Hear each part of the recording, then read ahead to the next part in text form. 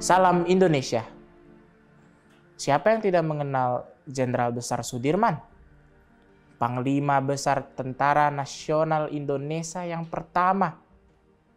Beliau adalah pimpinan tertinggi pertama Tentara Nasional Indonesia dalam sejarah Indonesia, yang memilih bergerilya dan masuk ke dalam hutan daripada berunding dengan pihak-pihak Belanda.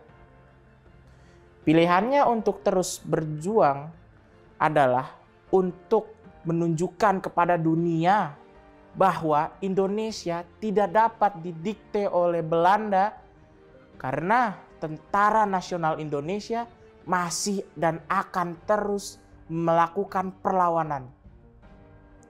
Kata-kata beliau yang menjadi penyemangat kala itu adalah, robek-robeklah badanku, potong-potonglah jasad ini, tetapi jiwaku dilindungi oleh benteng merah putih. Akan tetap hidup, tetap menuntut bela siapapun lawan yang aku hadapi. Faktanya, strategi bertempur gerilya yang dipilih oleh Jenderal Sudirman sukses membuat tentara Belanda harus menghadapi pertempuran yang panjang dan sampai terkurasnya tenaga, dan sampai-sampai tentara Belanda frustasi.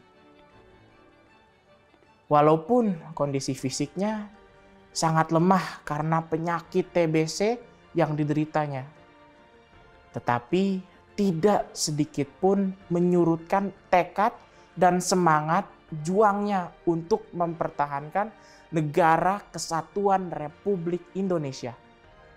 Karena itu, beliau memilih berada di tengah-tengah prajuritnya, walaupun harus ditandu.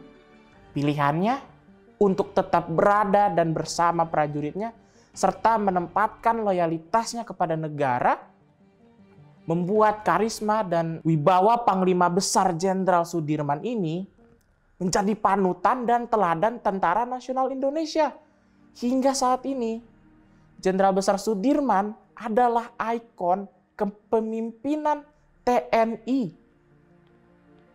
Baginya, politik tentara adalah politik negara. Tentara tidak berpolitik, tidak memihak golongan atau partai tertentu, karena lebih mengutamakan keutuhan negara dan kesatuan Republik Indonesia, dan juga Undang-Undang Dasar 1945. Lalu, bagaimana dengan kita? Tentu saja kita harus meneladani sikap Jenderal Besar Sudirman. Loyalitas tertinggi harus diberikan dan hanya kepada negara, Pancasila dan Undang-Undang Dasar 1945. Ketika harus memilih keberpihakan, keberpihakan kita adalah kepada rakyat dan kepentingan nasional sebagai pilihan utama, bukan kepada kepentingan partai-partai politik, apalagi kepentingan asing. Pilihan perjuangan kita adalah mengembalikan dan menegakkan Pancasila sebagai dasar negara, sebagaimana pembukaan Undang-Undang Dasar 1945 yang saat ini telah ditinggalkan oleh Undang-Undang Dasar NRI 1945, yaitu kaji ulang Undang-Undang Dasar NRI 1945. Sampai jumpa pada surat untuk negeri selanjutnya.